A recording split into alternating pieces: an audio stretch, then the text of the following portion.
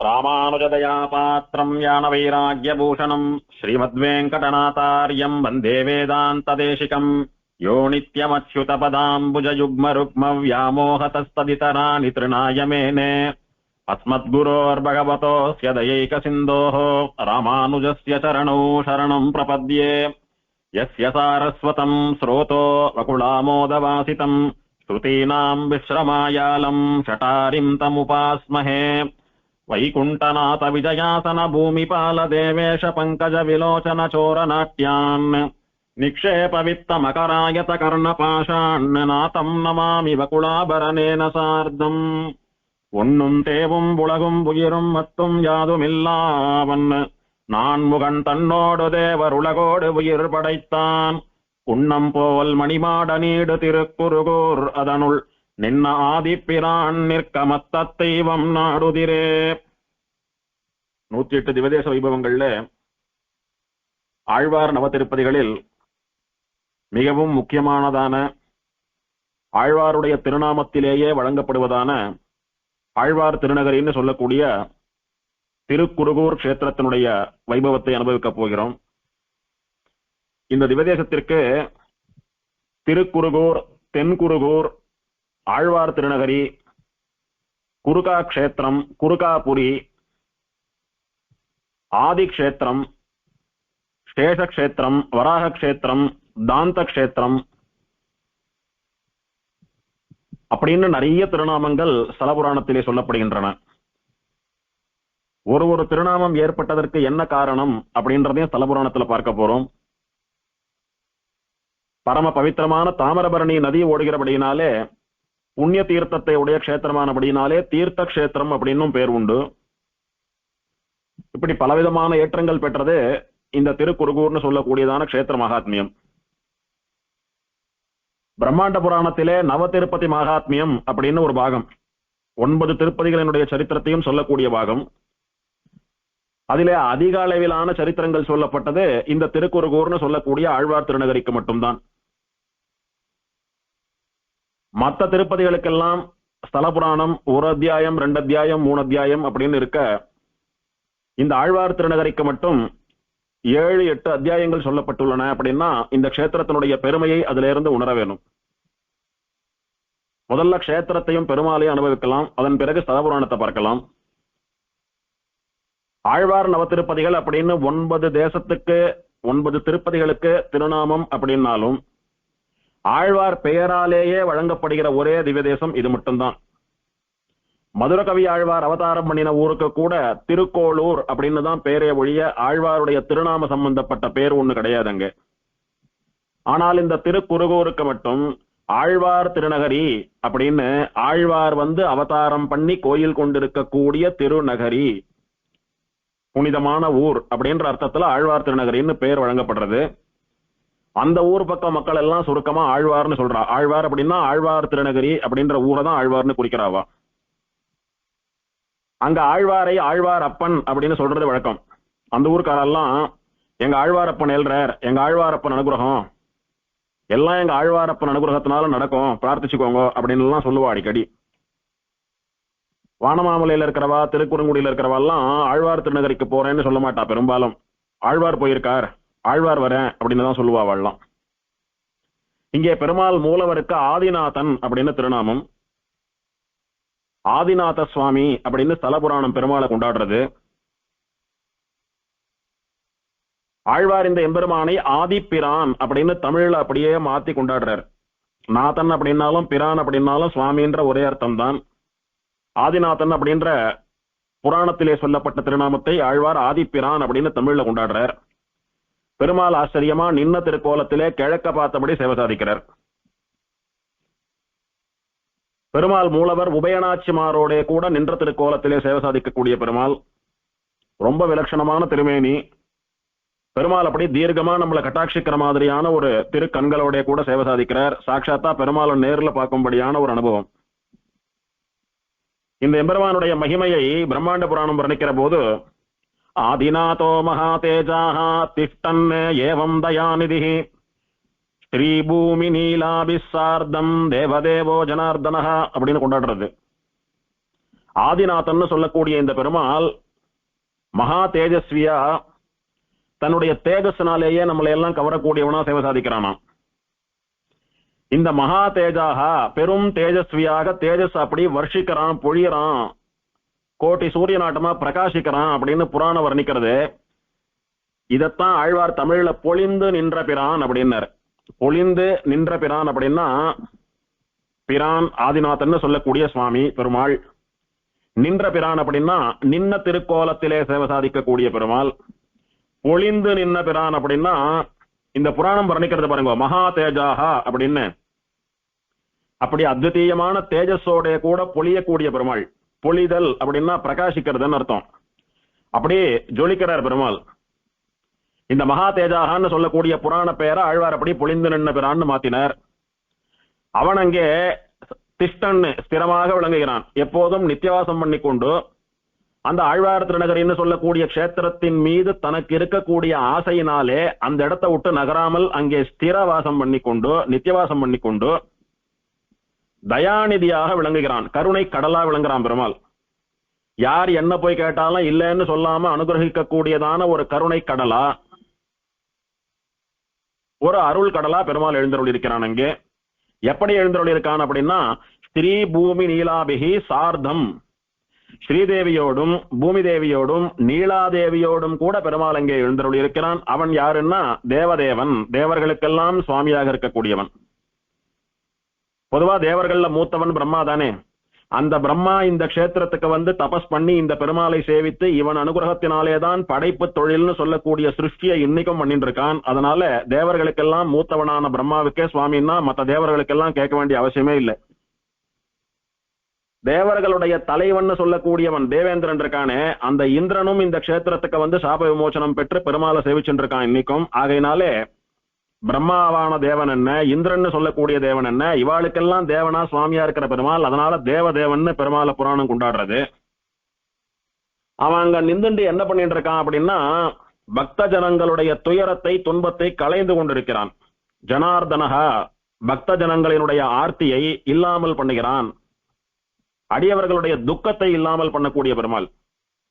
இப்படி ஆதிநாதன் சொல்லக்கூடிய பெருமாள் பொழிந்து நின்ற பிரானா மகா தேஜஸோடு கூட கருணை கடலாக ஸ்ரீ பூமி நீலாத்திகளோடு கூட எல்லா தேவர்களாலும் வணங்கப்படுபவனாக அடியவர்களுடைய துக்கத்தை களைபவனாக இந்த கஷேத்திரத்துல எழுந்துருளிக்க இருக்கிறான் அப்படின்னு புராணம் ரொம்ப ஆச்சரியமா வர்ணிக்கிறது இந்த எம்பெருமானை. புராணம் சொல்றது இந்த எம்பெருமான் தானாக தோன்றிய மூர்த்தி. அது மட்டும் இல்லாமல் இந்த எம்பெருமான் மூலவருடைய திருவடிகள் பூமிக்குள்ள புதஞ்சு கிடக்கிறதுன்னு சொல்றா. அதாவது பெருமாள் திருவடிக்கு மேல மட்டும்தான் நம்ம கண்ணுக்கு சேவையாவர். பெருமாளுடைய திருவடிகள் பாதங்கள் இரண்டும் பூமிக்கு கீழே இருக்கு அப்படின்ற மாதிரி சொல்றா. ஆனா நமக்கு திருவடி இல்லாம பெருமாளை சேவித்தால் அனுபவம் ஏற்படாது. பெருமாளை சேவிக்கிறது திருவடியில இருந்தாதான் சேவிக்கணும்ன்றதுக்காக பெருமாளுக்கு பாத கவச்சம் மட்டும் சமர்ப்பிச்சிருப்பா. எல்லா பெருமாளுடைய திருவடியை எப்படி சேவிக்கணும்? முதல்ல கவச்சம் தெரிகிறது, கவச்சத்துக்குள்ள பெருமாள் திருவடி இருக்கணும். அந்த மாதிரி பெருமாளுடைய திருவடிகள் பூமியிலே மறைந்திருந்தாலும் பெருமாளுடைய பாத பீட்டத்திலே அலங்கார மாட்டமா பெருமாளுக்கு பாத கவச்சம் வெள்ளியிலோ சொர்ணத்திலோ சமர்ப்பிச்சிருக்கா. அதை பெருமாளுடைய திருவடியா தியானம் பண்ணி சேவிச்சுண்டு பெருமாளை மேல சேவிக்கிறதுன்னு அங்க வழக்கம். இந்த பெருமாளை சேவிக்கணும் அப்படின்னா கொஞ்சம் சிரமப்பட்டு தான் சேவிக்கணும். ஏன்னா மற்ற விதேசங்களாட்டமா கர்ப்ப கிரகத்துல அலோவ் பண்றது கிடையாது. அதே மாதிரி பெரிய மின்சார விளக்கெல்லாம் போட்டு ஜிகு ஜிகுன்னுலாம் இருக்காது. ஓரளவுக்கு சாதாரணமான விளக்குகள் தான் இருக்கும். இந்த பெருமாள் சாட்சாத் திருவேங்கடமுடையான். திருவேங்கடமுடையான் மூலவரை போலே மேல் இரண்டு திருக்கரங்களாலே சங்க சக்கரங்களை பற்றி கொண்டு கீழே வலது திருக்கரம் வரதஹஸ்தமாக தன்னுடைய திருவடியை காட்டிக் கொண்டிருக்கிறது. மாம் ஏகம் சரணம் பிரஜா, என்னுடைய திருவடிகள்ல சரணாகதி பண்ணுங்கன்னு சொல்லி தன் திருவடியை காட்டி கொடுக்கிறது. இடது திருக்கரம் அப்படி என் திருவடிகள்ல சரணாகதி பண்ணவாளுக்கு இந்த சம்சாரம் இடுப்பளவுதான்னு சொல்வது போல பெருமாள் கட்டிஹஸ்தமா இடுப்புல கைய வச்சுருக்க திருவேங்கடமுடையான போலவே சேவை சாதிக்கக்கூடிய பெருமாள். பெருமாளுக்கு ஆச்சரியமா கண் மலர் சமர்ப்பிச்சிருக்கா. அதனால பெருமாள் அப்படி நேரம் நம்மள கட்டாட்சிக்கிற மாதிரி பெருமாளுடைய பார்வ தீக்ஷண்யமா இருக்கிறது. திருவேங்கடமுடையானை போலவே அலங்காரமா இந்த எம்பெருமானுக்கும் முகவாய்க்கட்டையிலே பச்சகற்பூரம் போல சமர்ப்பித்திருக்கா. அதுவும் திருவேங்கடமுடையானை நினைவூட்டக்கூடியதான ஒரு ஆச்சரியமான சேவை. பெருமாள் மூலவரோடு கூட ஸ்ரீதேவி நாச்சியாரும் பூமிதேவி நாச்சியாரும் நின்ன திருக்கோலத்துல சேவை சாதிக்கிறார். அவ ஒரு கையாலே புஷ்பத்தை ஏந்தி கொண்டு இன்னொரு கையை அப்படி தொங்க போட்டு பெருமாள் பக்கத்துல ஆச்சரியமா நின்றுட்டு பெருமாளுக்கு பணிவிடைகள் சுசுரூஷைகள் எல்லாம் பண்ணிட்டு இருக்கா. இந்த பெருமாளுக்கு கிரீட்டத்தோட சேர்ந்து சங்க சக்கரத்துல பட்டு கீழே வரும்படியா ஒரு தோல் மாலைன்னு சொல்லக்கூடிய தோமாலையை மாத்திரம் சாத்தினா சாட்சாத் இவன் திருவேங்கடமுடையானே. அப்படி சேவை சாதிக்கக்கூடிய பெருமாள். ஆனா புராணம் பெருமாளை ஸ்ரீ பூமி நீலாபிகி சார்தம் அப்படின்னு 3 தேவிமார்களோட எழுந்தருள் இருக்கிறான்னு சொல்றது. மூலவர்ல ஸ்ரீதேவியும் பூமிதேவியும் மட்டும்தான் இருக்காளே அப்படின்னா உற்சவர் பெருமாளோட கூட ஸ்ரீதேவி பூமிதேவி நீலாதேவி ஆண்டாள் 2 தனி கோயில் நாச்சியார்கள் அப்படின்னு இத்தனை தாயார்களும் தினந்தோறும் ஒரே ஆசனத்திலே சேர்த்து சேவை சாதிக்கிறார். அதுதான் விசேஷம். இங்கே நம்ம ஊர் பக்கம்லாம் பங்குனி உத்தரத்துக்கு மறுநாள் மத்தியானம் வரைக்கும் தான் சேர்த்தி சேவை பெருமாளுக்கு. மற்றபடி பெருமாள் சன்னதியில் இருப்பார், தாயார் சன்னதியில் இருப்பா. பெருமாளோட எப்பவும் சேர்ந்து இருக்கிறவா உபயநாச்சிமார்கள் மட்டும்தான். திருவாடிப்பூரம் போகி பண்டிகைக்கெல்லாம் ஆண்டாள் கூட சேர்ந்து சேர்த்து சேவை சாதிப்பா. பங்குனி உத்தரத்துக்கு தாயார் பெருமாளோட கூட இருப்பா. நவராத்திரியில பெருமாள் பிராட்டியை ஒன்னா சேவிக்கலாம். மற்றபடி அவாவா சன்னதியில தனியா இருக்கிறது தான் நம்ம ஊர் பக்கம் எல்லாம் வழக்கம். ஆனால் இந்த ஆழ்வார் திருநகரின்னு சொல்லக்கூடியதான திவதேசத்திலே நித்திய சேர்த்தி மகோத்சவம் தான். பெருமாள் உற்சவர் பொழிந்து நின்ன பிரான் ஸ்ரீதேவி பூமிதேவி நீலாதேவி ஆண்டாள் ஆதி நாச்சியார்னு சொல்லக்கூடிய ஒரு தனி கோயில் நாச்சியார், குருகூர் நாச்சியார்னு சொல்லக்கூடிய இன்னொரு தனி கோயில் நாச்சியார் அப்படின்னு இத்தனை தாயார்களோடு கூட பெருமாள் 365 நாளும் சேர்த்தி சேவைதான். இங்கே மூலவர் தனியா உற்சவர் தனியா எழுந்தருள் இருக்கிறார்கள். மூலவருக்கு முன்னாலே ஒரு பெரிய பீட்டத்துல எல்லா உற்சவர்களும் சேர்ந்து சேர்த்தி சேவையில ஒன்னா சேவை சாதிக்கிறார். அதனால மூலவரை நன்னா சேவிக்க முடியும், உற்சவரை நன்னா சேவிக்க முடியும், 2 பேரையும் தனித்தனியா அனுபவிச்சு சேவிக்க முடியும். பெருமாள் உற்சவருக்கு பொழிந்து நின்ற பிரான் அப்படின்னு திருநாமம். இது இந்த பெருமாளுக்கு ரொம்ப பொருத்தமான பேரு. பெருமாளுடைய திருமுக மண்டலத்துல தேஜஸ்னு சொல்லக்கூடிய காந்தி அப்படியே வெள்ளமிட்டு ஓடுறது. அப்படியே ஜாஜ்வல்யமா ஜொலிக்கக்கூடிய பெருமாள். இந்த எம்பெருமான் உற்சவர் எப்படி சேவை சாதிக்கிறார் அப்படின்னா எல்லாருக்கும் பிரசித்தமா ஆழ்வார் திருநகரில சேவை சாதிக்கக்கூடிய சுவாமி நம்மாழ்வார் உற்சவ விக்கிரகம் நன்னா தெரியும். எத்தனை திவ்யதேசத்தை நம்மாழ்வார சேவை பண்ணி வச்சாலும் இல்ல போட்டோல பார்த்தாலும் ஆழ்வார் திருநகரி நம்மாழ்வார் அப்படின்னா சுலபமா எல்லாரும் கண்டுபிடிச்சிடலாம். அவருடைய திருமுக மண்டலம் வேற எந்த திவ்யதேசத்து நம்மாழ்வாருக்கும் கிடையாது. அந்த நம்மாழ்வாருக்கு அப்படியே பெருமாள் வேஷம் போட்டா எப்படி இருக்கும், அந்த நம்மாழ்வாருக்கு அப்படியே பெருமாள் திருக்கோலம் சமர்ப்பித்தா எப்படி இருக்கும். அவர் தான் இந்த ஆதிநாதன் சொல்லக்கூடிய பொழிந்து நின்ன பிரான் உற்சவர். இதுல ஒரு சூக்ஷ்மம் ஒரு தாத்பரியம் இருக்கு. என்னன்னா நாம் எந்த தேவத்தையை உபாசிக்கிறோமோ அந்த தேவதையை போலவே ஆகிவிடுவோம் அப்படின்னு சாஸ்திரம் சொல்றது. ஒரு கோபக்கார கடவுளை கும்பிட்டானா அவனும் கோபதாபங்கள்ல ஈடுபட்டு அவனை வெட்டுறேன் இவனை குத்துறேன் அப்படின்னு கோபத்தோடய தெரிஞ்சுட்டு இருப்பான். ஒரு சோம்பேறி தேவத்தையை வணங்கினானா இவனும் அதை போலவே சாட்டு தூங்கிட்டு இருப்பான்.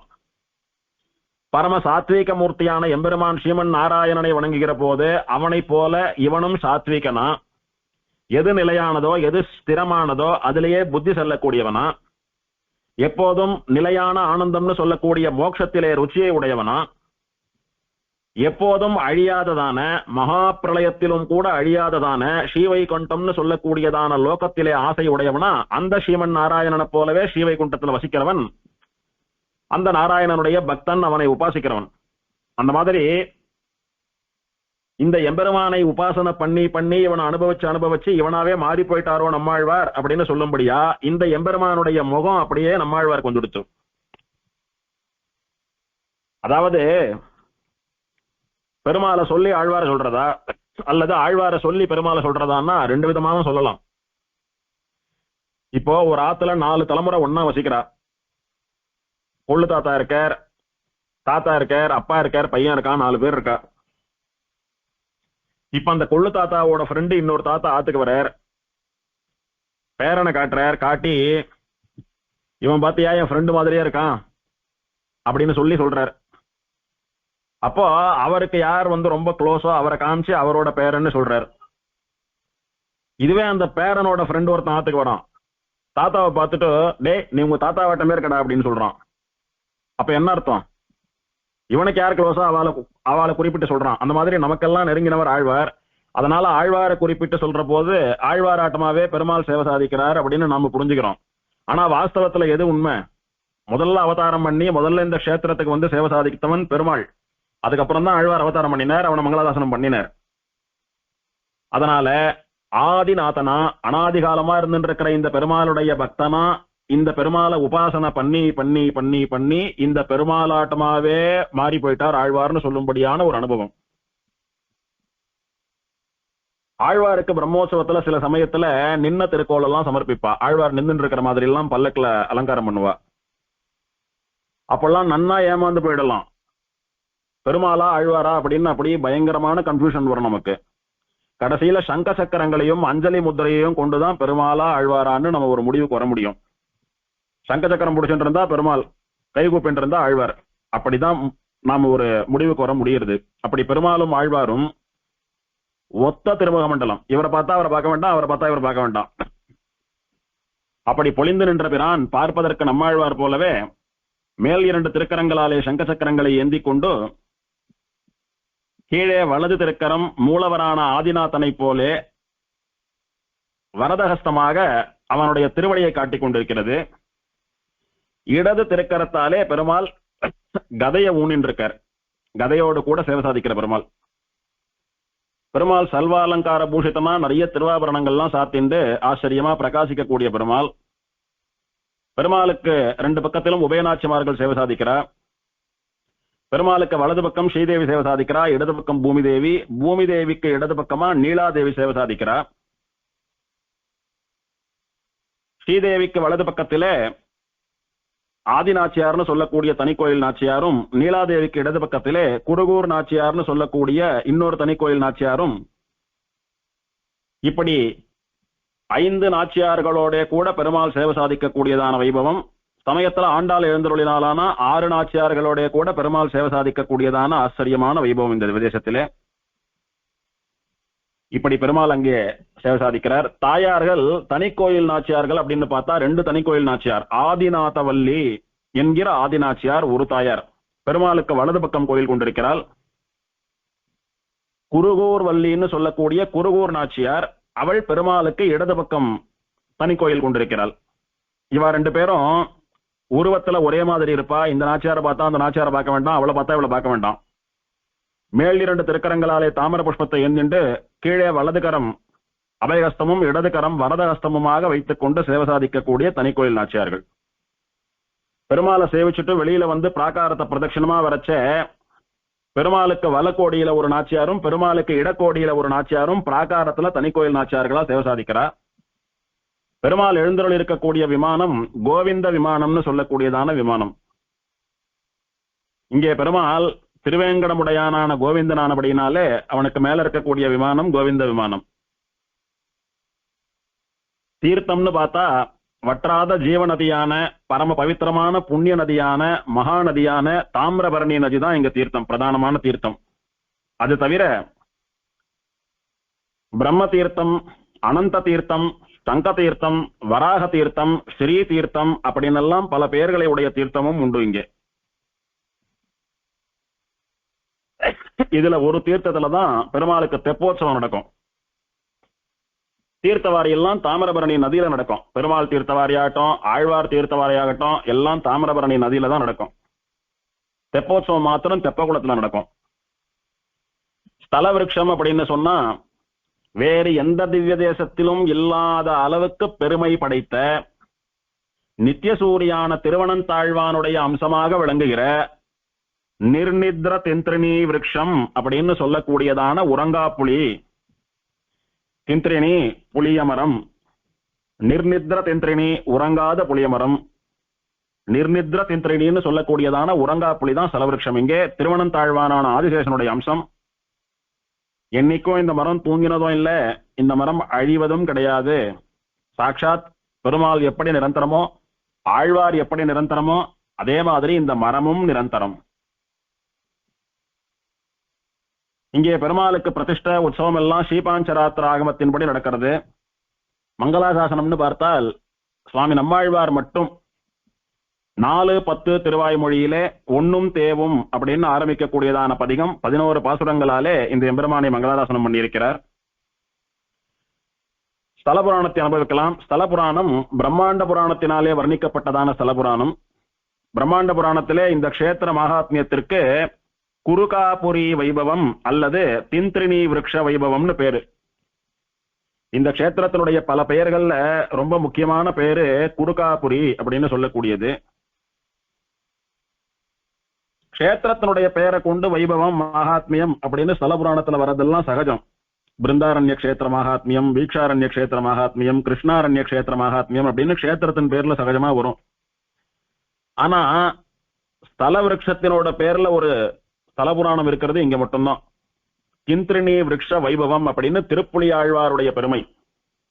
ஸ்ரீமத் ராமாயணத்தை ராமனுடைய சரித்திரம் அப்படின்னு வால்மீகி சொல்ல ஆரம்பித்தாலும் சீதாயாக சரிதம் மகத்து அப்படின்னு ஸ்ரீமத் ராமாயணம் சிறையிருந்தவள் ஏற்றம் சொல்கிறதுன்னு பிலலோகாச்சாரியர். ஸ்ரீமத் ராமாயணம் யாருடைய பெருமைன்னா, தன்னுடைய கற்பை காத்து கொண்டு எம்பெருமானுடைய வரவுக்காக எதிர்பார்த்து கொண்டிருந்தாலே அசோகவனத்திலே சீதா பிராட்டி, அவளுடைய பெருமை தான் பிரதானமா பேசப்படுறது. சுந்தரகாண்டம்னு ஒண்ணு இல்லைன்னா, சீதா பிராட்டியினுடைய பெருமை மட்டும் சொல்லப்படலைன்னா ஸ்ரீமத் ராமாயணம் ஒரு காவியமே இல்லைன்னு சொல்லும்படியா சீதாயாக சரிதம் மகத்து அப்படின்னு வால்மீகியை என்ன பெயர் சூட்டலாம்னு பார்க்கும்போது சீதா சரித்திரம்னு பெயர் வைக்கலாமோன்னு நினைச்சாராம் வால்மீகி ராமாயணத்துக்கு. அப்படி பெருமாளுடைய ஸ்ரீராமனுடைய சரித்திரத்தை பேச வந்த ராமாயணத்துக்கு சீதா சரித்திரம்னு பெயர் வந்தது போல இந்த திருக்குருகூர் க்ஷேத்திரத்தினுடைய வைபவத்திற்கு திந்திரிணி விருக்ஷ வைபவம்னு ஸ்தல விருட்சமான திருப்புலி ஆழ்வார் பெயராலேயே வந்திருக்குன்னா அந்த திருப்புலி ஆழ்வாருடைய பெருமையை உணர வேணும் நம்மெல்லாம். குருகாபுரி மகாத்மியத்தை பத்தி ஸ்தல புராணம் சொல்றது, குருகா க்ஷேத்திர மகாத்மியம் சர்வ பாப பிரணாசனம், எல்லா பாவங்களையும் அழிக்கக்கூடியது இந்த க்ஷேத்திர மகாத்மியம். இந்த க்ஷேத்திரத்து மகாத்மியத்தினுடைய ஸ்லோகங்களை வாசிச்சாலோ அல்லது ஒருத்தர் இதை பத்தி சொல்ல காதால கேட்டாலோ அல்லது ஒருத்தருக்கு சொன்னாலோ நம்முடைய எல்லா பாவங்களும் போறதுன்னு ஆரம்பத்திலேயே பலன் சொல்லப்பட்டிருக்கு. இப்படி பலனை சொல்லி பலன்கள் ஆசை வரவழைத்து சொல்லக்கூடிய அளவுக்கு சொந்த க்ஷேத்திரமாக இந்த திருக்குறகூர்னு சொல்லக்கூடியதான க்ஷேத்திரம் விளங்குகிறது அப்படின்னு ஸ்தல புராணம் முதல்லயே காட்டுறது நமக்கு. இப்படி பிரம்மாண்ட புராணம் மட்டுமல்ல, ஆழ்வார் இங்கே அவதாரம் பண்ணினபடியினாலே குரு பரம்பரை கிரந்தங்கள் எல்லாம் கூட இந்த ஸ்தல புராணத்தினுடைய மகிமையை வர்ணிக்கின்றன. இப்படி பல கிரந்தங்களாலே சொல்லப்பட்டதான ஸ்தல புராணம் பிரதானமா பிரம்மாண்ட புராணம் தான் எல்லா சரித்திரங்களையும் விடாது சொல்றது. வியாச மகரிஷியனுடைய குமாரரான சுகபிரம்மம் தோப்பனாரும் ஆச்சாரியருமான வியாசரை சேவித்து பிரார்த்திக்கிறார், சுவாமி அடியனுக்கு இந்த குருகா க்ஷேத்திர மகாத்மியத்தை உள்ளது உள்ளபடி பிரசாதிக்க வேணும்னு பிரார்த்திக்கிறார். சரின்னு வியாச பகவான் சுகபிரம்மத்துக்கு சாதிச்சதுதான் இந்த 7-8 அத்தியாயங்கள்னால சொல்லப்பட்ட குருகாபுரி வைபவம். இதுக்கு முன்னால 8 நவதிருப்பதிகளுடைய மகிமையை சொல்லிட்டு வரார். முதல்ல ஸ்ரீவைகுண்டம் ஆரம்பித்து கடைசியா தென் திருப்பேரை வரைக்கும் நவதிருப்பதியில 8 திருப்பதிகளினுடைய மகிமையும் சொல்லப்பட்டது. அஷ்டக்ஷேத்திர மகாத்மியம் சொல்லியா எடுத்து இப்போ 9வதா கடைசியா இருக்கக்கூடிய 9வது திருப்பதியினுடைய பெருமையை சொல்றேன் அப்படின்னு வியாசர் ஆரம்பிக்கிறார். நவமக்ஷேத்திர மகாத்மியம் பிரவக்ஷ்யாமி சுசோபனம் யஸ்ய ஸ்ரவண மாத்ரேன நரஹா பாபாத் பிரமுச்யதே. 9வது க்ஷேத்திரமான இந்த குருகா க்ஷேத்திரத்தினுடைய பெருமை சொன்ன மாத்திரத்திலேயே மங்களங்களை ஏற்படுத்துவது. ஒருத்தர் சொல்லி காதால கேட்ட மாத்திரத்திலேயே மங்களங்களை கல்யாணங்களை விளைவிப்பது. இதை எவன் ஒருத்தன் காதாலே கேட்கிறானோ கேட்ட மாத்திரத்தில் அந்த மனுஷனுடைய பாவங்கள்லாம் போயிடுறதுன்னு சொல்றார். கேட்ட மாத்திரத்துல பாவம் போறதாம். தீர்த்தேஷு ஏதேஷு ஏ மர்த்யாக நிமஜ்ஜந்தி நரோத்தமாக தேஷாமபி பவேன் முக்திஹி ஆயுராரோக்கியமேவச. இங்க இருக்கக்கூடிய புண்ணிய தீர்த்தமான இந்த தாமிரபரணியிலே தீர்த்தாமாடினால், யார் தீர்த்தாமாடினால், மனுஷியர்கள் தீர்த்தாமாடினால், மூழ்கி தீர்த்தாமாடினால் அவர்களுக்கு அவசியம் மோட்சம் கிடைக்கும், முக்தி நிச்சயமா கிடைக்கும். அது மட்டுமல்லாமல் நல்ல தீர்காயுஷ கிடைக்கும், நல்ல ஆரோக்கியம் கிடைக்கும், நன்னா வாழ்வா. வாழற வரைக்கும் தீர்காயுஷோட ஆரோக்கியத்தோடு நன்னா வாழ்ந்துட்டு அடுத்து ஒரு பிறவியை எடுக்காமல் மோட்சத்துக்கு போகக்கூடியதான அனுகிரகம் அவர்களுக்கு இந்த தீர்த்த ஸ்தானத்தினாலே கிடைக்கும் அப்படின்னு சொல்றா. அப்படி கிடைச்சிருக்கான்னா நிறைய பேர் கிடைச்சிருக்கு. அது ஸ்தல புராணத்துல பார்க்க போறோம். இந்த க்ஷேத்திரத்துக்கு பஞ்சக்ஷேத்திரம் அப்படின்னு ஸ்தல புராணமே ஒரு பேர் சொல்றது. 5 விதமான க்ஷேத்திரங்கள் அப்படின்னு பேர் கொண்ட க்ஷேத்திரம், அதனால பஞ்சக்ஷேத்திரம்னே பேரு. என்னென்ன பஞ்சக்ஷேத்திரம் அப்படின்னா, குருகா க்ஷேத்திரம் அப்படின்னு ஒண்ணு, அதுதான் குருகூர், திருக்குருகூர்னு சொல்றோம். ஆதி க்ஷேத்திரம்னு ஒண்ணு, அதனாலதான் பெருமாளுக்கு ஆதிநாதன், ஆதிப்பிரான், தாயாருக்கு ஆதிநாச்சியார்னு பேரு. அனந்த க்ஷேத்திரம்னு பேரு. திருவனந்தாழ்வானான ஆதிசேஷன் திருப்புலி ஆழ்வாரா அவதாரம் பண்ணி நித்தியவாசம் பண்றபடினாலே அனந்தன் வசிக்கக்கூடிய க்ஷேத்திரம் அனந்த க்ஷேத்திரம். வராக க்ஷேத்திரம்னு ஒரு பேரு. பெருமாள் இங்க ஞானப்பிரான் என்கிற பேரிலே வராக பெருமாள் கோயில் கொண்டுள்ளார். ரிஷிகள்லாம் சேர்ந்துட்டு வராகாவதாரத்தை சேவிக்கணும்னு இந்த க்ஷேத்திரத்துல தாமிரபரணி நதிக்கரையில தபஸ் பண்ணின போது வராக பெருமாள் வந்து அவளுக்கு சேவை கொடுத்தபடினால வராக க்ஷேத்திரம் அப்படின்னு ஒரு பேரு. இப்படி நிறைய பேர்கள் இந்த க்ஷேத்திரத்துக்கு உண்டு. இத்தனை பேர் இருந்தாலும் குருகூர்னு சொல்லக்கூடிய பேரே ரொம்ப பிரசித்தி வாய்ந்ததாக குறிப்பிடப்படுகிறது. குருகூர் நம்பி அப்படின்னு தான் நம்மாழ்வாருக்கும் திருநாமம். குருகூர் அப்படின்னு தான் நம்மாழ்வாரும் மங்களாசனம் பண்ணியிருக்கார். எப்படி அந்த க்ஷேத்திரத்துக்கு குருகூர்னு பேர் வந்ததுன்ற சரித்திரத்தை முதல்ல பார்க்கலாம். அதுக்கு முன்னாலே ஆதி காலத்தில இருந்து இந்த க்ஷேத்திரத்துக்கு என்ன பேர் அப்படின்னா ஆதி க்ஷேத்திரம்னு பேரு. எப்படின்னா, பெருமாள் பிரம்மாவை சிருஷ்டி பண்ணி பிரம்மாவுக்கு லோகத்தை சிருஷ்டி பண்ணக்கூடிய மந்திரங்களை உபதேசம் பண்ணி எப்படி சிருஷ்டி பண்ணணும்ன்ற கிரமத்தை உபதேசம் பண்ணி சிருஷ்டி பண்ணும் அப்படின்னு நியமிச்சார். இருந்தாலும் இது என்ன தலையை பண்ற மாதிரி சாதாரணமான காரியமா எடுத்த உடனே பண்ணிடலாமா? பிரம்மாவுக்கு ஒரு மலைப்பு ஏற்பட்டது. இது என்ன பெருமாள் பாட்டுக்கு மந்திரோபதேசம் பண்ணி இத்த பண்ணு அத்த பண்ணுன்னு சொல்றாரு, அதுவும் சிருஷ்டி எல்லாம் பண்ண சொல்றாரு, நம்மளால எப்படி பண்ண முடியும்னு திகைச்சு போயிட்டான் பிரம்மா. பிரம்மாவுக்கு தைரியம் வரல முதல்ல. அப்ப பிரம்மா என்ன பண்ணினா லேசா தயங்கி குழம்பி நின்னான். நின்ன போது ரொம்ப நேரம் அவனுக்கு அப்படியே ஏதோ உடம்பெல்லாம் ஒரு மாதிரி பண்ற மாதிரி இருந்தது. வேற வழி இல்ல, நம்ம சுவாமியா நீ சிருஷ்டி பண்ணுன்ற அதிகாரத்தை நம்மளுக்கு கொடுத்தவரா இருக்கக்கூடிய பெருமாள் இடத்திலேயே இதுக்கு ஒரு தீர்வு கேட்கணும்னு பெருமாள் கிட்ட போய் நின்னான். பெருமாளை சேவிச்சு தயங்கி நின்னான், ஏதோ சொல்ல வர்றது போல. பெருமாள் கேட்டார், என்னமோ தயங்குற மாதிரி தெரியறதே, என்ன சமாச்சாரம்னார். ஒண்ணுமில்ல சுவாமி, நீங்க பாட்டுக்கு சிருஷ்டி பண்ணுன்னு சொல்லிட்டீங்க, முன்ன பின்ன பண்ணி வழக்கம் இல்ல, எனக்கு பயமா இருக்கு, எனக்கு தைரியம் இல்ல, எப்படி பண்றதுன்னு தெரியல அப்படின்னு குழம்பி நின்னான் பெருமாள் இடத்துல போய்.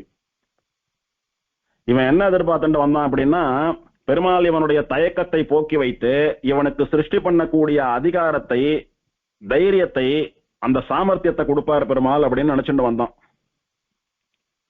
பெருமாள் என்ன பண்ணார், எந்த காரியமா இருந்தாலும் தைரியமா துணிச்சலோட இறங்கி பண்ண முடிஞ்சாதான் பண்ணணும். தைரியம் இல்லாமல் ஏனா தானோன்னு எல்லாம் பண்ணக்கூடாது ஒரு காரியத்தை. நான் உனக்கு சிருஷ்டி கிரமத்தையும் மந்திரங்களையும் உபதேசம் பண்ணி அதிகாரத்தை கொடுத்தாலும் கூட நீ தயங்குற, உன்னிடத்துல தைரியம் இல்லைன்னா இன்னும் சிருஷ்டி பண்ணக்கூடியதான சாமர்த்தியம் யோக்கியத்தை உனக்கு பூர்ணமா ஏற்படலைன்னு அர்த்தம். முதல்ல அந்த சாமர்த்தியத்தை அந்த தைரியத்தை வரவழைச்சுக்கோ, அப்புறமா சிருஷ்டி பண்ணலாம்னு பெருமாள் சொன்னார். அதுக்கு நான் என்ன பண்றதுன்னு பிரம்மா கேட்டான். நீ தபஸ் பண்ணு, தபஸ் பண்ணி சிருஷ்டி பண்ணக்கூடிய தைரியத்தையும் சாமர்த்தியத்தையும் வரமாக பெறு, அதன் பிறகு சிருஷ்டி பண்ணலாம் போ அப்படின்னார் பெருமாள். அப்ப பிரம்மா கேட்டான், எங்க போய் தபஸ் பண்றது சுவாமி சொல்லுங்க, எங்கு தபஸ் பண்ணா கூடிய சீக்கிரத்துல எனக்கு அந்த தைரியம் கிடைக்கும், நான் சிருஷ்டி பண்ண ஆரம்பிக்கலாமோ சொல்லுங்க, அங்க போய் தபஸ் பண்றேன் அப்படின்னு பிரம்மா கேட்டான். அப்ப பெருமாள் பிரம்மாவை பார்த்து சொல்றார்,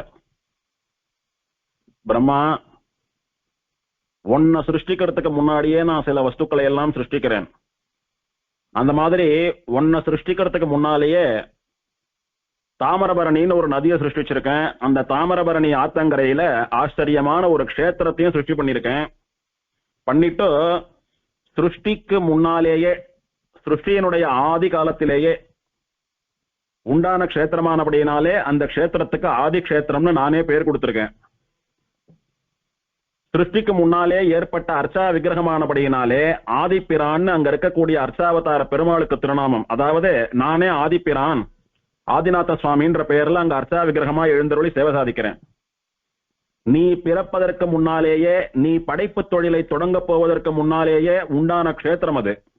அதனால சிருஷ்டிக்கும் ஆதியிலே இருக்கக்கூடிய க்ஷேத்திரம் அப்படின்னு ஆதி க்ஷேத்திரம், சிருஷ்டிக்கும் ஆதியில இருக்கக்கூடிய பெருமாள்னு ஆதிநாத பெருமாள்னு திருநாமம்.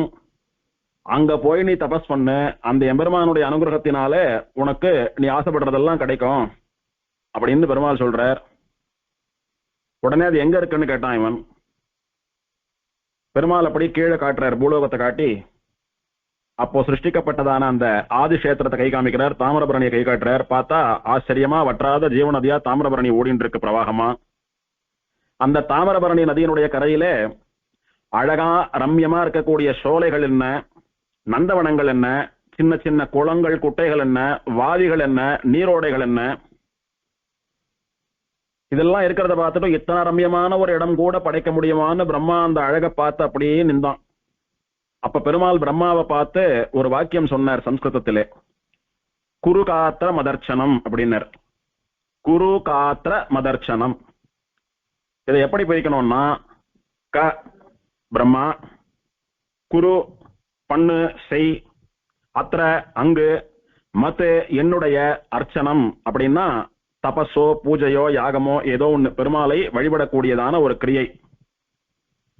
குரு காத்திர மதர்ச்சனம், க பிரம்மா, மது என்னுடைய, அர்ச்சனத்தை, அத்திர அங்கு, குரு பண்ணு அப்படின்னாரு பெருமாள். குரு காத்திர மதர்ச்சனம்.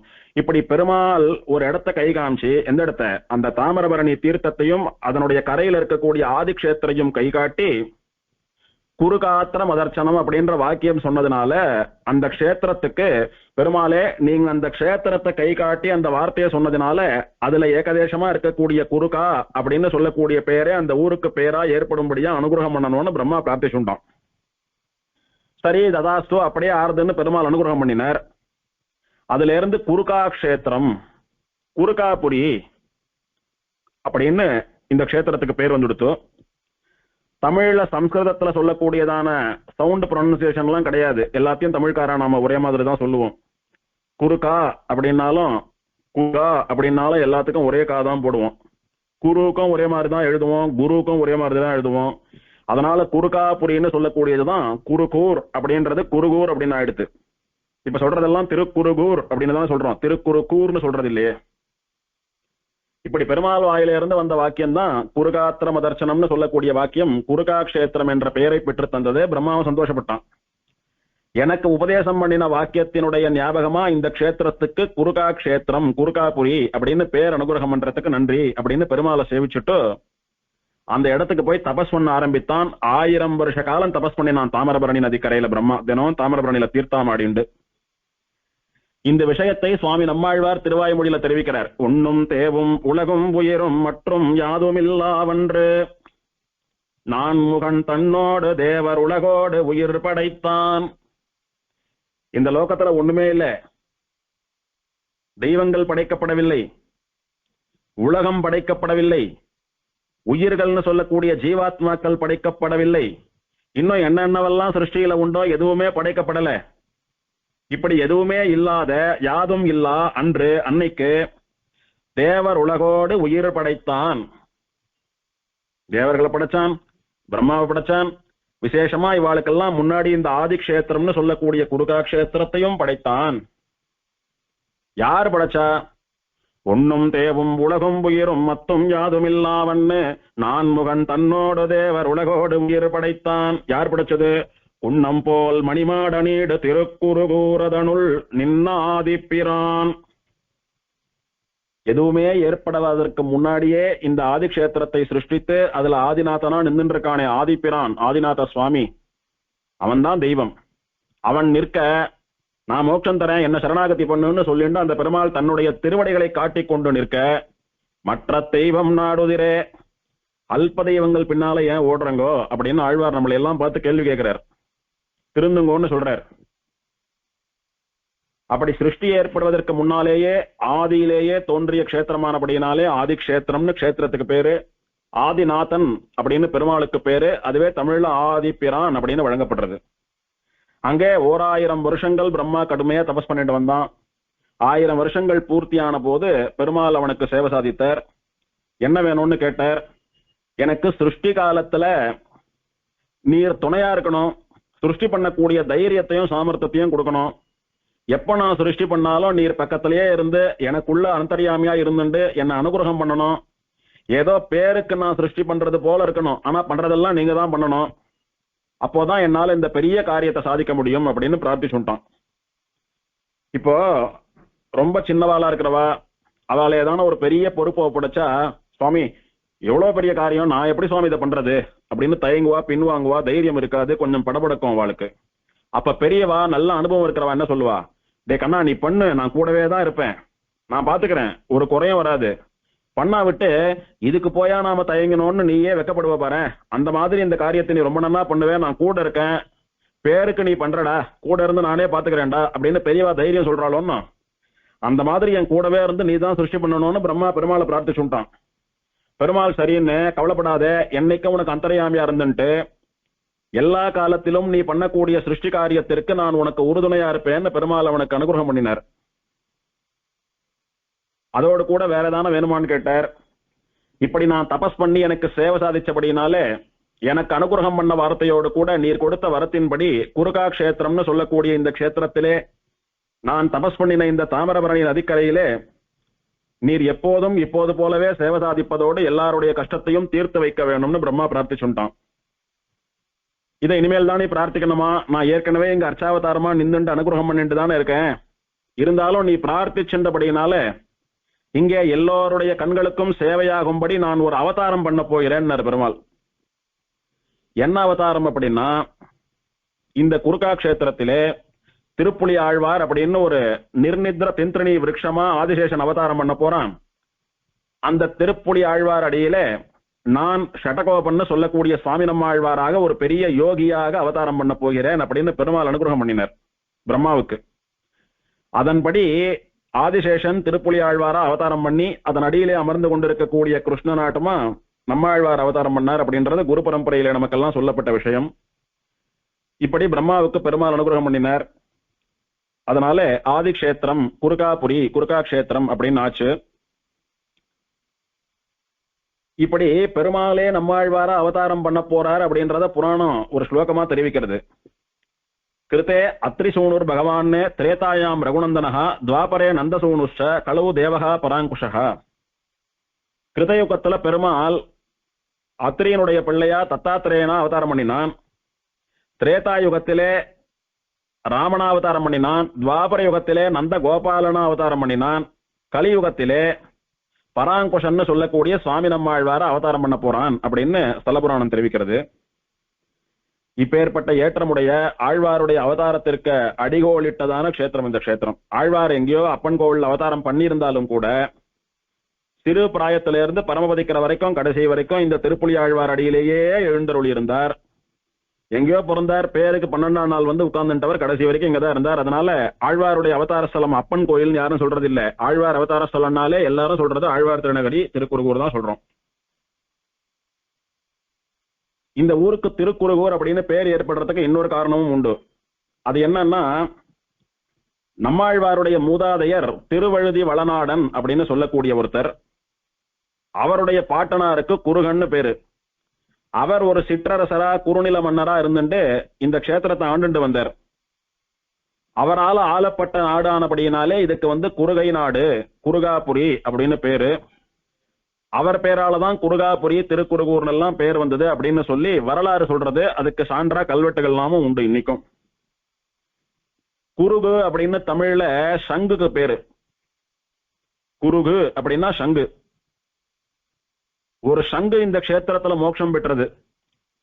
அப்படி சங்கு மோட்சம் பெற்ற ஊர், குருகு மோட்சம் பெற்ற ஊர். அதனால குருகு ஊர், குருகு கடை தேறிய குருகு மோட்சம் போன ஊர் குருகூர் அப்படின்னு ஒரு காரணமும் உண்டு. நம்மாழ்வார் மேல ஷடகோபரந்தாதி பாடின கம்பரும் கூட இந்த க்ஷேத்திரத்தை குருகூர் குருகூர் அப்படின்னு இந்த அர்த்தத்திலேயே தான் சொல்றார். இந்த குருகூர்னு தமிழ்ல சொல்றோமே, இததான் சம்ஸ்கிருதத்திலே சங்க கஷேத்திரம்னு பார்க்க போறோம். சங்குனாலும் குருகுனாலும் ஒண்ணும்.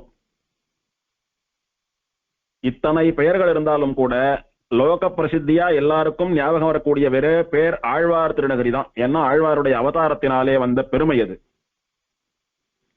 இப்படி ஆதி கஷேத்திரம் குருகா கஷேத்திரம் அப்படின்ற சரித்திரத்தை பார்த்துட்டோம். ரெண்டாவது வராக கஷேத்திரம். பல ரிஷிகள் ஒன்னா சேர்ந்துட்டு தாமிரபரணியில வந்து தீர்த்தாமாடி கடுமையான தபஸ் பண்ணினான். எதுக்காக தபஸ் பண்ணினான்னா பெருமாளுடைய வராக அவதாரத்தை சேவிக்கணும் அப்படின்னு ஆசைப்பட்டு தபஸ் பண்ணினான். அப்போ அவளுடைய தபஸுக்கு மகிழ்ந்த பெருமாள் மடியில பூமி பிராட்டியை அமர்த்தி கொண்டு பூவராகனா வராக அவதார திருக்கோலத்தை இந்த கஷேத்திரத்துல காட்டினான். அவள்லாம் சேவித்தா. இதுக்கு மேல என்ன வேணும்னா, எங்களுக்கு தபஸ் பூர்த்தியாகி வராகனா சேவை சாதித்த இந்த ஊர்ல தேவரீர் பூவராகனாக கோயில் கொண்டு எல்லோர் கண்களுக்கும் செய்யும்படி சேவை சாதிக்க வேணும்னு பிரார்த்திச்சா. அப்படியே நான் கோயில் கொண்டிருக்கேன்னு சொல்லி பெருமாள் இங்கே ஞானப்பிரான் என்கிற பேரிலே பூவராக சுவாமியா காட்சி தருகிறார். ஆதிநாத பெருமாள் சன்னதி பிராகாரத்திலே பெருமாளுடைய கொடிமரத்திற்கு வலது பக்கத்திலே மடியில பூமி பிராட்டியை வைத்துக் கொண்டு அமர்ந்து கொண்டிருக்கிற ஞானப்பிரான்னு சொல்லக்கூடிய வராக பெருமாள் சன்னதி உண்டு. தனி சன்னதியை நன்னா பிரதட்சணம் எல்லாம் கூட பண்ணலாம். அப்படி ஆச்சரியமான பெருமாள், நன்னா விலட்சணமா கொஞ்சம் பெரிய திருமேனியா இருக்கக்கூடிய அழகான பெருமாள். இப்படி பெருமாள் வராக அவதார சேவை சாட்சப்படினால வராக கஷேத்திரம்னு பேரு. மூணாவது சேஷக்ஷேத்திரம் அப்படின்னு பேரு. சேஷன் அப்படின்னா திருவனந்தாழ்வான்னு சொல்லக்கூடிய ஆதிசேஷன். எப்படி இந்த பேரு ஏற்பட்டதுன்னா, பெருமாளுடைய ராமாவதார பூர்த்தி ஆறபோது, ராமாவதாரம் பூர்த்தி அடைவதற்கு 3 நாள் தான் இருக்கு. இன்னும் 3 நாள்ல பெருமாள் எல்லாரையும் அழிச்சுண்டு சரையு நதியில இறங்கி வைகுண்டம் போறார். அந்த சமயத்துல பெருமாளை சேவிக்கிறதுக்காக யமதர்மன் வந்தான். அப்ப பெருமாள் லக்ஷ்மணனை வாசல்ல காவலுக்கு வச்சுட்டு, லக்ஷ்மணா யாரையும் உள்ள விடாதே, நான் கொஞ்சம் ஏகாந்தமா இருக்கணும், நான் தியானம் பண்ணணும் அப்படின்னு சொல்லிட்டு லக்ஷ்மணனை வாசல்ல நிறுத்தினார். லக்ஷ்மணன் காவல் காத்துட்டு இருக்கார். பெருமாள் தீர்த்து சொல்லிட்டார், இன்னும் ஒரு 3 நாள்ல நாம எல்லாம் வைகுண்டம் போறோம், அது வரைக்கும் நான் யாரையும் பார்க்கிற மாதிரி இல்ல, அவதார சமாப்தி ஏற்பட போறது இப்போ, அது விஷயமா நான் தியானத்துல இருக்க போறேன், சங்கல்பத்துல இருக்க போறேன், யாரையும் அனுப்பாதேன்னு சொல்லி நிறுத்தினார். கடைசியா யமன்னு சொல்லக்கூடியவன் தன்னுடைய உத்தியோகத்தை பார்க்கணும் இல்லையோ, யுக சமாப்தி, எல்லாரும் சரையோல இறங்கி வைகுண்டம் போறா. அப்ப அவனுடைய காரியம் எல்லாருடைய பிராணனும் போகும்போது சாட்சியா நிக்கணும். அதாவது அவ சரணாகதி பண்ணலன்னா அவ உயிரை கவர்ந்துட்டு போய் நரகயாதனை சொர்க்க சுகம் எல்லாம் வாங்கி கொடுக்க வேண்டியதோ, அல்லது அவ மோட்சம் போறான்னா அதை பார்த்துட்டு பேசாம நிக்க வேண்டியதோ, கை கூப்ப வேண்டியதோ அவனுக்கு காரியம்னு வச்சுக்கோங்க. அதுக்காக யமன் வந்திருக்கான். பெருமாள் இடத்துல விஞ்ஞாபிச்சுட்டு, யுக சமாப்தி அவதார சமாப்தி பெருமாள் எழுறார், அதனால நான் இங்க வந்திருக்கேன்னு சேவிக்கணுன்றதுக்காக பெருமாளை பார்க்கணும்ன்றான். அப்ப லக்ஷ்மணன் சொன்னான், பெருமாள் இனிமேல் யாரையும் உள்ள விடாதுன்னு சொல்றா, அதனால உன்னை உள்ள அனுப்ப முடியாது அப்படின்னு சொல்லி யமனையே நிறுத்தி வச்சுட்டான் வாசல்ல. போராத காலம் உடனே அங்க துர்வாசர் வந்தார். நான் ஒரு முறை கடைசியா பெருமாளை சேவிக்கணும்னு நினைக்கிறேன், பெருமாளை துர்வாசர் எப்ப வேணா சேவிக்கலாம், ஆனா ராமாவதாரம் முடிய போறதுனால ராமனை கடைசியா சேவிக்கணும், ராமாவதாரத்தை கடைசியா சேவிக்கணும், ஒரு முறை உள்ள போயிட்டு வந்து சேவிச்சுட்டு வந்துடுறேனே அப்படின்னா. லக்ஷ்மணன் பயந்துட்டான். இவர் கோபக்கார ரிஷியாச்சே, இவர் சாபம் கொடுத்தாரானா அவஸ்தையா போடுமே, அவதார சமாப்தி காலத்துல எதுக்கு இவர் வாயில நின்றுண்டு இவர் 2 சாபம் எல்லாம் வாங்கிண்டு, வேற வழி இல்லை, இவரை பேசாம விட்டுடலாம், ஆறுது அப்புறம் பாத்துக்கலான்னு நீங்க போங்க சுவாமின்னுட்டான். யமன் நின்றுட்டு இருக்கான். துர்வாசர் உள்ள போட்டார். துர்வாசரை பார்த்த உடனே பெருமாள் பார்த்தார், யாரையும் உடவானான்னு சொன்னோமே, இவன் என்ன இவர் அனுப்பியிருக்கானே உள்ள அப்படின்னு பெருமாள் யோசிச்சார். இருந்தாலும் ஒரு ரிஷி ஆண் தேடி வந்திருக்காரு பார்க்கணும்னு, அவரை நாம ஒன்னும் சொல்ல வேணான்னு சொல்லி நல்ல விதமா பேசி உபச்சாரம் பண்ணி சிரிச்சு பேசி நல்லபடியா வழி அனுப்பி வைத்தார். வச்சுட்டு லக்ஷ்மணா அப்படின்னு கோபமா கூப்பிட்டார் பெருமாள். லக்ஷ்மணன் போய் நின்னான். யாரையும் உள்ள விட வேணான்னு சொல்றேன், நீ என்ன துர்வாசரை உள்ள அனுப்பினியே, இப்போ எப்படி அனுப்பலாம் நீ அப்படின்னு கேட்டார். இல்ல சுவாமி, அவர் கோபக்கார ரிஷி, கோச்சுண்டு சபிச்சிட போறார் அப்படின்னு பயந்துன்னு அனுப்பினேன் அப்படின்னு பேசாம நின்னான் லக்ஷ்மணன். அப்ப எனக்கு கோபம் வராதா, நான் சாபம் கொடுக்க மாட்டேனா, என் மேல உனக்கு பயம் இல்லையா அப்படின்னு பெருமாள் அவனிடத்துல பொய் கோபம் கொண்டு சீர்வது போல, என்னுடைய ஆக்னியை மீறி மரமாட்டமா நின்றுட்டு இருந்தியோன்னு, என்னுடைய சாபத்தினாலே நீ மரமா போ அப்படின்னு விட்டார் பெருமாள். என் சாபத்தினாலே நீ மரமாக போக கடவுது, என்னுடைய கட்டளையை நிறைவேற்றுறது தானே ஒரு பக்தனான, ஒரு அடியவனான, ஒரு சேவகனான உன்னுடைய காரியம். பகவானுடைய சேவையை, பகவானுடைய ஆக்னியை மறந்துட்டு மரமாட்டமா நின்றுட்டு இருந்தியே, அதனால மரமாட்டமா போ அப்படின்னு சபிச்சுட்டார் பெருமாள். லக்ஷ்மணன் உடனே பதறி போய் கண்கள்ல ஜலத்தை அப்படியே உதிர்த்துண்டு பெருமாளுடைய 2 திருவடிகளையும் சேர்த்து கட்டிண்டான். சுவாமி, என்ன மன்னிச்சுடு, உன்னை பிரிஞ்சு என்னால ஒரு க்ஷணம் இருக்க முடியாது. நீ இப்படி கோவத்துல மரமா போன்னு சொல்லிட்டா எப்படி நான் உன் பின்னாடியே வந்து உனக்கு சுசூஷ பண்ண முடியும், உனக்கு கைங்கரியம் பண்ண முடியும், உன்னை அனுபவிக்க முடியும்? அதுக்கு நான் செத்து போன்னு சொன்னா கூட செத்து போயிடுறேன், உன்னை பிரிய மாட்டேன்னா லக்ஷ்மணன். உன்னை பிரிஞ்சு என்னால இருக்க முடியாதுன்றது உனக்கே தெரியாதா? வனவாசம் 14 வருஷம், கேவலம் 14 வருஷம். அதுக்கே உன்னை விட்டு பிரிஞ்சிருக்க முடியாம உன்னோட காட்டுல வந்து உன்னோட நான் தான் கஷ்டப்பட்டேன். உன்னை பிரிஞ்சு என்னால ஒரு க்ஷணம் இருக்க முடியாது. சுவாமி, என்ன மன்னிச்சுடு, நான் பண்ணது தப்புதான், அந்த சாபத்தெல்லாம் திரும்பி வாங்கிக்கோ, அந்த மாதிரி சொல்லாதேன்னா. உடனே பெருமாள் பார்த்தார், காலை புடிச்சு கட்டிண்டு சேர்த்து கட்டிண்டு அழுதுன்னு இருக்கிற லக்ஷ்மணன் அப்படி தூக்கி சேர்த்து கட்டின்ட்டார் பெருமாள். ஆற தழுவிண்டார் பெருமாள். தழுவிண்டு, ஏதோ ஒரு பொய் கோபத்துல தான் நான் அந்த மாதிரி பண்ணினேன், ஆனா இதுக்கு ஒரு காரணம் உண்டு. ராமாவதாரத்துல சீதா பிராட்டிய தனியா நான் காட்டுல தவிக்க விட்டணும், அந்த பாவத்துக்கு பிராயசித்தமா சீதா பிராட்டி ஆடாம அசையாம கண்கள்ல ஜலத்தை விட்டுண்டு அழுதுண்டு மரமாட்டமா ஒரு இடத்துல அசையாம இருந்தாலே என்ன நினைச்சுட்டு, அந்த பாவத்துக்கு பிராயசித்தமா நான் ஒரு 16 வருஷ காலம் அசையாத ஒரு மரமா இருக்க வேண்டியதான ஒரு நிலைமை எனக்கு உண்டு, மரம் போல ஒரு பிம்பமாட்டமா இருக்கக்கூடிய நிலைமை எனக்கு உண்டு. அப்படி பண்ணினாதான் சீதா பிராட்டிக்கு நான் இழைத்த அநீதிக்கு அது வந்து சரியாகும். அப்போ நான் உன்னை மரமா போன்னு சொன்னோன்னு என் சாபத்தின்படி நீ மரமா போவ, அந்த மரத்தடியில, அதாவது உன்னுடைய மடியில நான் 16 வருஷம் ஆடாம அசையாம பிம்பமாட்டமா உட்கார்ந்துட்டு இருப்பேன். நீ மரமா போனாலும் என்ன பிரிய மாட்டேன், நான் உன்னை பிரிய மாட்டேன், கவலைப்படாதே அப்படின்னு சொன்னார். நீ போய் மரமா நில்லு, உன்னுடைய மரப்பொந்துல உன்னுடைய மடியில நான் வந்து உட்கார்ந்துப்பேன், அது மாதிரி 16 வருஷ காலங்கள் அசையாமல் பிம்பம் போல இருப்பேன் அப்படின்னார். இது சீதா பிராட்டி ராமனை பிரிந்து பட்ட அந்த துக்கத்துக்கும் துயரத்திற்கும் அந்த பாவத்திற்கும் பெருமாள் தான் பண்ணுவதாக சொன்ன பிராயசித்தம் இது. சரி, நான் எங்க போய் அவதாரம் பண்றதுன்னு லக்ஷ்மணன் கேட்டானாம். அப்போ பெருமாள் சொன்னாராம், நீ தாமிரபரணி நதியினுடைய தென்கரையில இருக்கக்கூடிய வராக கஷேத்திரத்துக்கு போ. அங்க பெருமாள் பூவராகன் எழுந்தருளி இருக்கார், பெருமாள் ஆதிநாதன் எழுந்தருளி இருக்கார். அங்கதான் நீ ஒரு புளிய மரமாக மாறப்போற அப்படின்னு சொல்லி பெருமாள் அனுகிரகம் பண்றார். லக்ஷ்மணனிடத்துல பெருமாள் ஒரு புஷ்பத்தை கொடுக்கிறார். இந்த புஷ்பத்தை அப்படியே எடுத்துட்டு போ, ஆகாசத்துல சஞ்சாரம் பண்ணிட்டே போ. தாமிரபரணி நதிக்கரை வருகிற போது இந்த புஷ்பம் எப்போ உன் கையிலேருந்து கீழே விழறதோ, எங்க கீழே விழறதோ அந்த இடத்துல நீ மரமாக முளைப்பாய் அப்படின்னு அனுகிரகம் பண்ணினார். அப்படி போய் நீ எங்க திருப்புலி ஆழ்வாரா புளிய மரமா பிறந்தையானா கொஞ்ச காலத்துல காஷ்யப முனிவர் அங்கே காரின்னு சொல்லக்கூடிய ஒரு குறுநில மன்னராக பிறக்கப் போகிறார். காஷ்யப மகரிஷியனுடைய மனைவியான ஆத்மவிதின்னு சொல்லக்கூடிய அதிதி தேவியும் உடையநங்கை என்கிற பெயரில அந்த குறுநில மன்னனுடைய தர்மபத்னியா பிறக்க போறா. அவர்களுக்கு பிள்ளையாக நான் வந்து பிறக்கப் போகிறேன். அந்த பிள்ளையான நான் தான் ஆடாமல் அசையாமல் 16 வருஷ காலம் உன் மடியிலே இருக்க போகிறேன் அப்படின்னு சொல்லி அனுகிரகம் பண்ணினார். அவர்தான் சுவாமி நம்மாழ்வார். துவாபர யுகத்துல வசுதேவரும் தேவகி பிராட்டியும் கண்ணனை பிரார்த்திச்சாலாம், எங்களுக்கு மோட்சம் கொடுன்னு. உங்களுக்கு இப்ப மோட்சம் கிடையாது, கலியுகத்துல தரேன்னாராம் பெருமாள். அதனால அவளுடைய வயத்துல நம்மாழ்வாரா அவதாரம் பண்ணி அவளுக்கு மோட்சம் வாங்கி தருவதற்காக நான் கலியுகத்துல வந்து அவதாரம் பண்ண போறேன். அப்போ உன் மடியில தான் நான் உட்காருவேன், அதனால நீ போய் எனக்கு நிழல் தரக்கூடிய மரமாக இப்போதே வளருன்னு சொல்லி அனுகிரகம் பண்ணினாராம் பெருமாள். அப்படி வந்த லக்ஷ்மணன் இந்த இடத்துல புளிய மரமாக நின்னான். அவனுக்கு திருப்புலி ஆழ்வார்னு பேரு.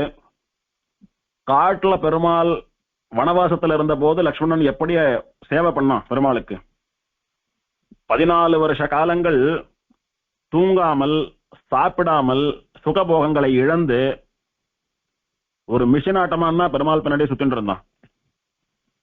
முக்கியமா 14 வருஷத்துல ஒரு க்ஷணம் கூட தூங்கவே இல்லை அவன்.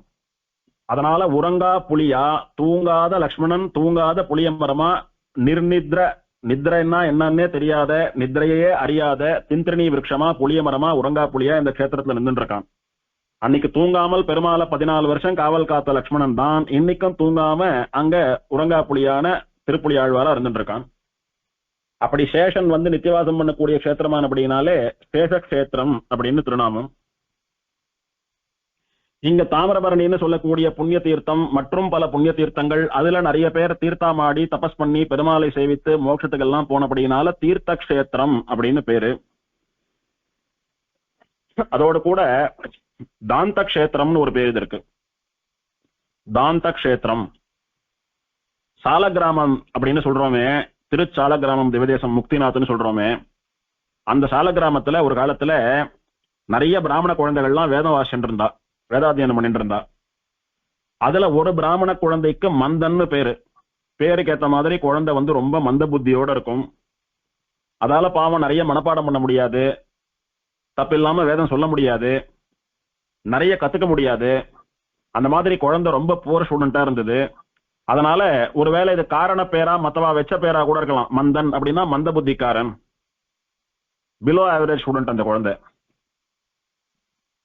எல்லாரும் இதனால மந்தன் மந்தன் உனக்கு ஒண்ணும் இல்லை, நீ அஞ்ஞானி, நீ முட்டாள், நீ மூடன் அப்படின்னு பரிகாசம் பண்ண ஆரம்பித்தா அது அந்த குழந்தைக்கு ஒரு காம்ப்ளெக்ஸ் மாதிரி வந்துடுத்து. எல்லாரும் நம்மள வந்து அறிவில்லாதவன், புத்திஹீனன், மந்தன்னு சொல்றாளே அப்படின்னு ரொம்ப வருத்தம் அதுக்கு. எதனால இவெல்லாம் இப்படி நம்மள மட்டம் தட்டுறா, அவமானப்படுத்துறா? இந்த வேதம் நமக்கு வரலன்றதுனால தானே இவ அவமானப்படுத்துறா. அந்த வேதம் என்ன அப்படி பெருசா அப்படின்னு சொல்லி வேதத்தை வந்து அவமதிக்க, வேதத்தை பழிச்சொல் சொல்ல, வேதத்தை தூஷிக்க ஆரம்பிச்சிட்டோம். என்ன, இந்த வேதம் தெரிஞ்சாதான் நான் பிராமணனா, இந்த வேதம் தெரிஞ்சாதான் நான் பெரிய அறிவாளியா அப்படின்னு சொல்லி வேதத்தை ரொம்ப குறைவா பேச ஆரம்பிச்சுடுத்தோம் அந்த குழந்தை. பெருமாளை பழிக்க கூடாது, பாகவதால பழிக்க கூடாது, ஆச்சாரியனை பழிக்க கூடாது, பெத்தவால பழிக்க கூடாது, சாதம் போட்டவால பழிக்க கூடாது, அந்த மாதிரி வேதத்தையும் பழிக்க கூடாது, புண்ணிய தீர்த்தத்தையும் பழிக்க கூடாது. இதெல்லாம் பழிச்சா மகா பாவத்தை அனுபவிக்க வேண்டி வரும். இப்படி வேதத்தை பழிச்சதுனால அவன் ஆச்சாரியர் அவனிடத்துல ரொம்ப கோபம் கொண்டார். என்ன, உனக்கு வேதம் வரலன்னா வேதத்தை சரியா வருவதற்கு என்ன பண்ணணும்னு கேட்கறத யோசிக்கிறத விட்டுட்டு வேதத்தை மட்டும் சொல்றியா நீ, வேதத்தை பழிக்கிறையா நீ? வேதாத்தியனம் பண்ணின ஒரு பிராமணன், உனக்கு வேதம் சொல்லி வைக்கிற ஆச்சாரியன், நான் வயிறறிஞ்சு உனக்கு சாபம் கொடுக்குறேன்.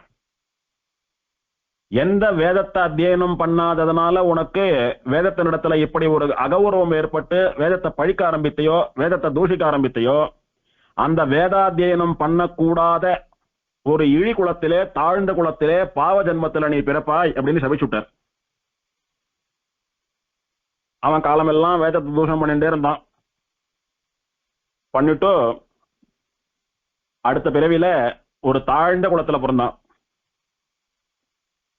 ஆச்சாரியன் இப்படி சொன்னாரோன்னு சொன்ன உடனே சின்ன குழந்தையா இருக்கிறதுனால பயந்துட்டான் இவன். என்ன இது, நாம ஏதோ இவாள்லாம் நம்மள வெய்யறான்னு சொல்லி நாம ஏதோ கோபத்துல வேதத்தை வச்சா இவர் இந்த மாதிரி நமக்கு சபிச்சுட்டாரே, நம்ம நிலைமை என்ன ஆகுமோ தெரியலையே அப்படின்னு பயந்துடுத்து குழந்தை.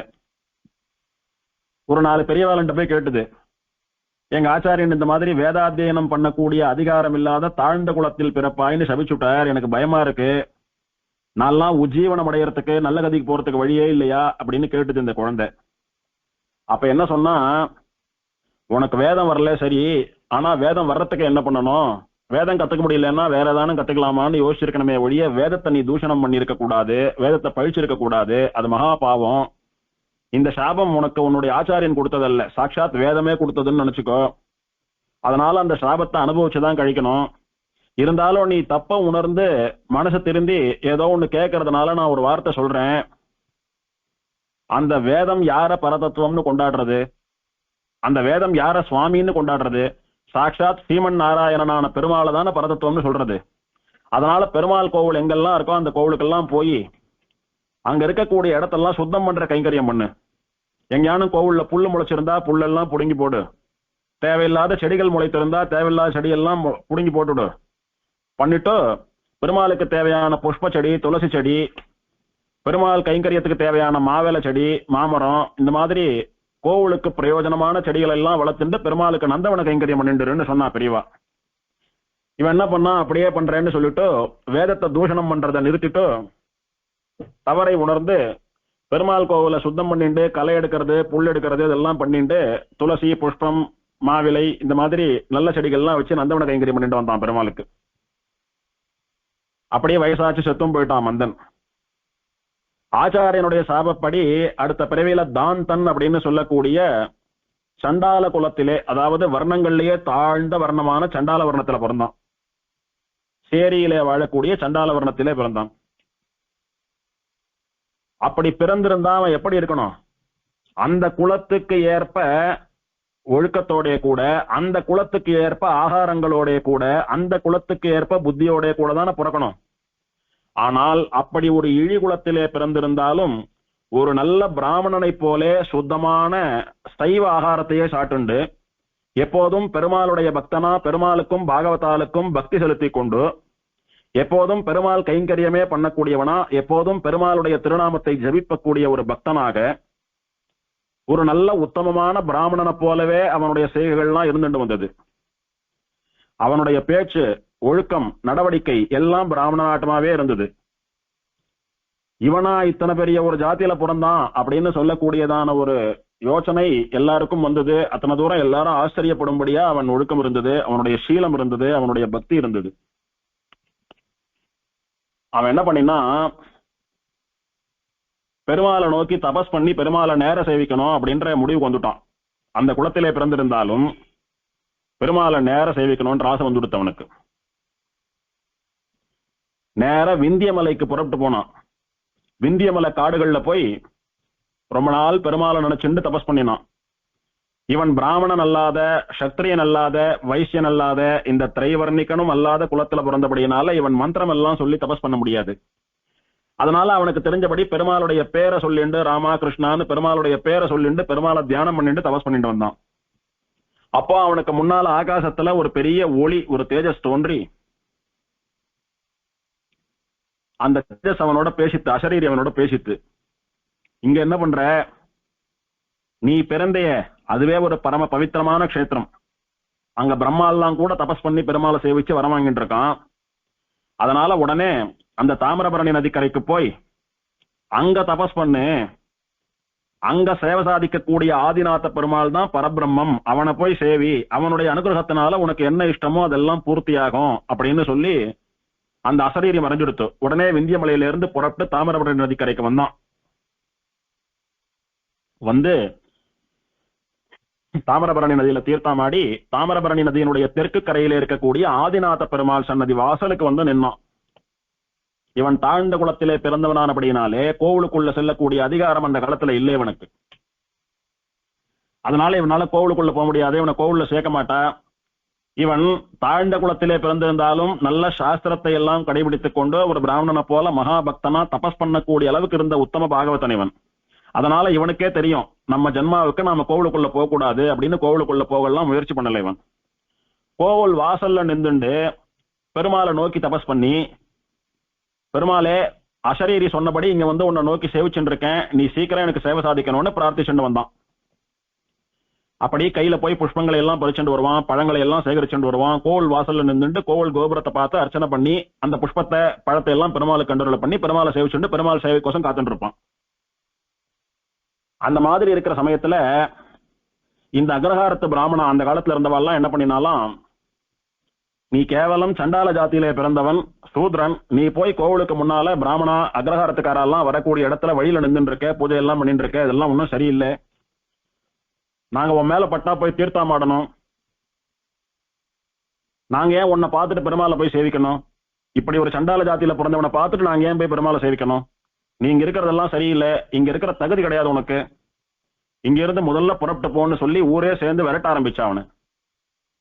அவன் எத்தனையோ சொல்லி பார்த்தான், நான் தபஸ் பண்ணி பெருமாளை சேவிக்கலாம்னு போனேன், விந்தியமலை காட்டுல போய் தபஸ் பண்ணேன், ஆகாசத்துல அசரீரி வந்து தாமிரபரணி நதிக்கரையில போய் ஆதிநாத பெருமாளை சேவின்னு சொல்லிட்டு, நான் சண்டால ஜாத்தியில பிறந்தபடினால கோவிலுக்குள்ள போகக்கூடிய அதிகாரம் இல்லாதபடினால வாசல்ல இருந்து சேவிச்சுட்டு இருக்கேன், நான் உங்களுக்கு எந்த விதத்திலையும் தொல்லை பண்ண மாட்டேன், நம்ம மன்னிச்சிருங்கோன்னு எத்தனையோ சொல்லி பார்த்தான். கேவலம் ஒரு சூத்ரன் உன்னோடெல்லாம் வாசல்ல நின்று இத்தனை தூரம் பேசிட்டு இருக்க வேண்டிய அவசியம் எங்களுக்கு இல்ல, முதல்ல இங்க இருந்து போ, இல்லைன்னா நாங்கெல்லாம் சேர்ந்து உன்னை அடிச்சே கொண்டுடுவோம்னு மிரட்டினான் அவனை. அவன் என்ன பண்ணினா, மத்த பாகவதா பெருமாளை சேவிக்கிறதுக்கு தடங்களா இருக்கிறது ஒரு பாகவதனுக்கு அழகில்ல, அதனால நாம இங்க இருந்து புறப்படுறதுதான் பெருமாளுக்கும் திருவுள்ளம், நமக்கும் சரியா இருக்கும்னு சொல்லி மன்னிச்சுடுங்க, நான் அங்க புறப்படுறேன், இங்க இருக்க மாட்டேன்னா.